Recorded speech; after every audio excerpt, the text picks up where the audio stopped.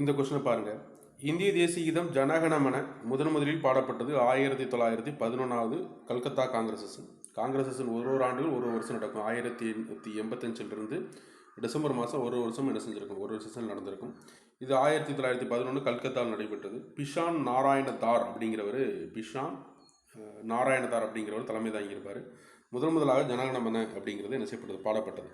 அதே மாதிரி என்ன கேட்டிங்கன்னா 1896 இது முக்கியமானது கூட தெரில. இந்த செஷன் என்ன கேட்டால் அதே கல்கத்தாவில் நடைபெற்றுச்சு. இந்த செஷனில் என்ன கேட்டிங்கன்னா தலைமை தாங்கினது யாருன்னு கேட்டிங்கன்னா சயானி அப்படிங்கிற ஒருத்தர் தலைமை தாங்கியிருப்பார். சயானி அப்படிங்கிறவர் அதான் கேட்டால் ரஹிமத்துல்லா சயானி அப்படிங்கிறவர். அந்த செஷன் கல்கத்தாவில் நடைபெற்றது. அதில் தான் கேட்டால் முதலாக நேஷனல் சாங்கான வந்தே மாதரம் அப்படிங்கிறது முதல்ல பாடப்பட்டது. 1896 அது பாடப்பட்டது.